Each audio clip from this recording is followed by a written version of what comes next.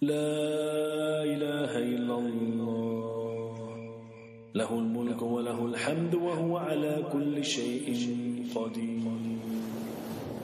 لا إله إلا الله له الملك وله الحمد وهو على كل شيء قدير. Règle à observer lorsqu'on invoque Dieu et moyens permettant l'exaucement. 1. La sincérité. 2. N'adresser l'invocation qu'à Dieu seul. Allah Azza wa Jal dit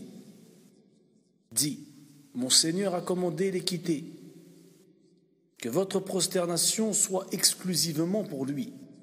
Invoquez-le, sincère dans votre culte. De même qu'il vous a créé, vous retournerez à lui. 3. S'assurer que ce qu'on mange, ce qu'on boit et ce dont on se vêtit ont été licitement acquis. Muslim rapporte, d'après Abu Hurayra, qu'Allah l'agrée, que le messager d'Allah, sallallahu alayhi wa sallam, a dit: ô gens, Dieu est pur et n'accepte que ce qui est pur. Il a ordonné aux croyants ce qu'il a ordonné aux messagers. Il a dit: ô messagers, mangez de ce qui est pur et agréable et faites du bien, car je sais parfaitement ce que vous faites. Il a également dit: ô vous qui croyez, mangez des nourritures pures que nous vous avons attribuées. Ensuite, le messager d'Allah, sallallahu alayhi wa sallam, cita l'exemple de quelqu'un qui traverse un long voyage, à tel point que ses cheveux deviennent ébouriffés et empoussiérés.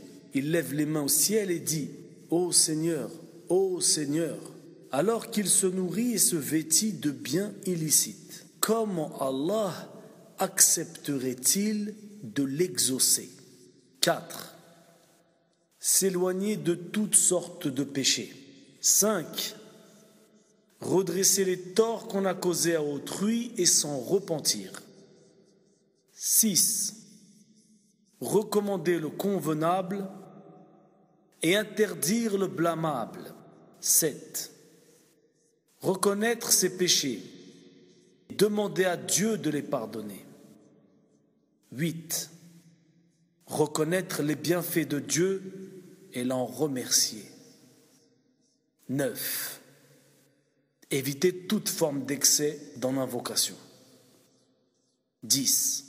Éviter de demander à Dieu ce qui mène au péché ou à la rupture des liens de parenté. 11. Éviter d'invoquer Dieu contre soi-même, sa famille, ses enfants ou ses biens. 12. Invoquer Dieu durant l'aisance de même que lors des adversités.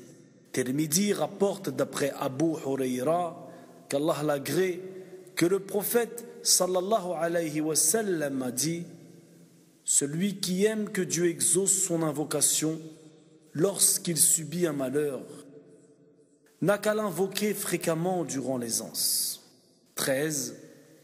À invoquer Dieu résolument, en ayant la certitude que la demande sera exaucée. Le prophète alayhi salatu wassalam a dit: les cœurs sont des récipients, mais certains retiennent mieux que d'autres. Ô gens, quand vous invoquez Dieu, invoquez-le en étant convaincus d'une réponse favorable, car Dieu n'exauce pas le serviteur qu'il invoque d'un cœur distrait. Cette tradition est rapportée par Ahmed ibn Hanbal.